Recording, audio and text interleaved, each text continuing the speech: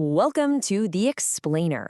Today we're diving into The Devil Wears Prada, the 2006 movie that's still got everyone talking. Why? Because it asks a question we all have to face. How much of yourself would you really sacrifice for that dream career? Let's get into it.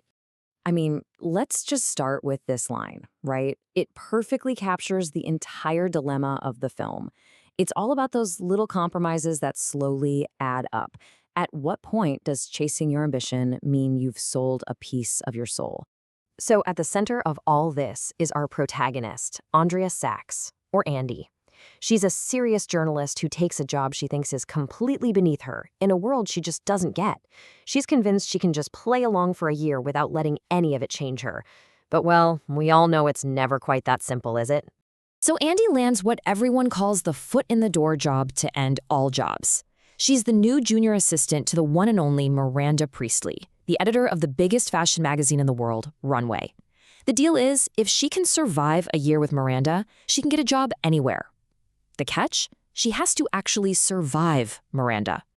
And who is this boss? Oh, just the unflinching center of the entire fashion universe. Miranda Priestley, played with icy perfection by Meryl Streep, isn't just an editor. She's the ultimate gatekeeper.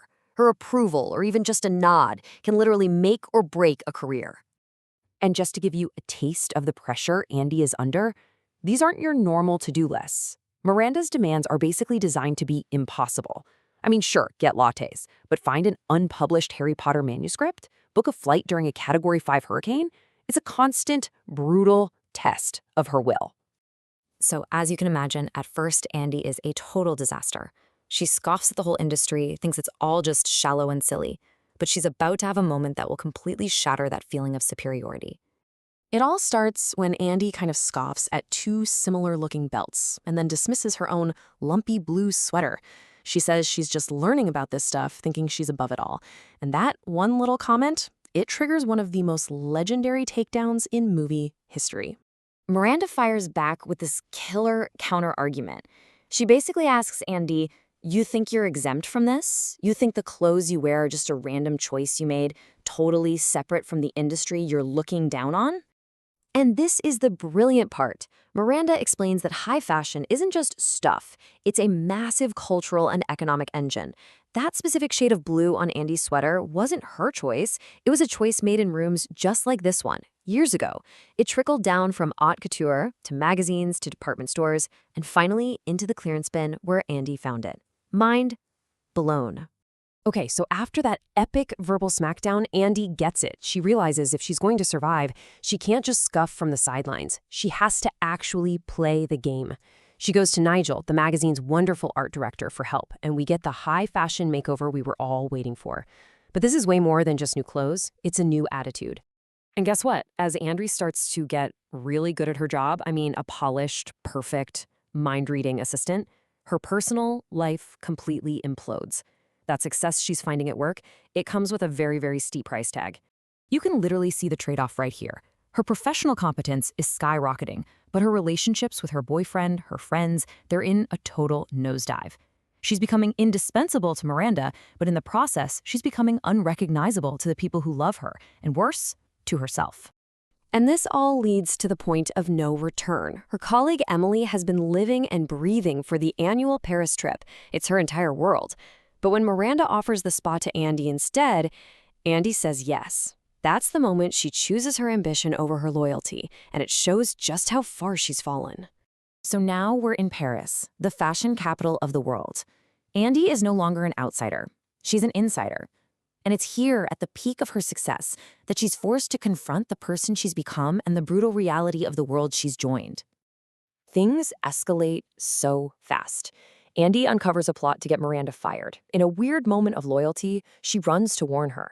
And this all culminates in an absolutely chilling conversation in the back of a limo, where Miranda pulls off the ultimate power play.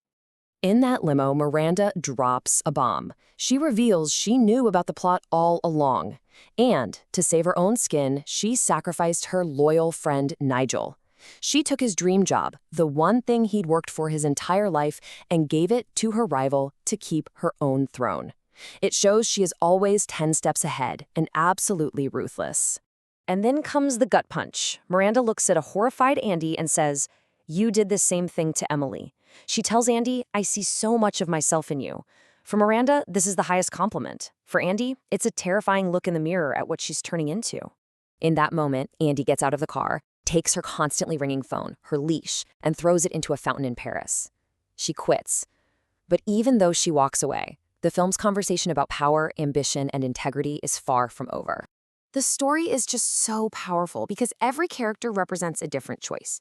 Andy is caught between her old life, represented by Nate, and this shiny new world of ambition, represented by Miranda. She sees the cost of loyalty in Nigel's sacrifice and the danger of blind devotion in Emily. And this gets us to one of the biggest debates that still rages about this film. Is Miranda Priestley a villain, or is she just an incredibly demanding leader who would be praised as a genius if she were a man? It really makes you think about the double standard for powerful women, doesn't it?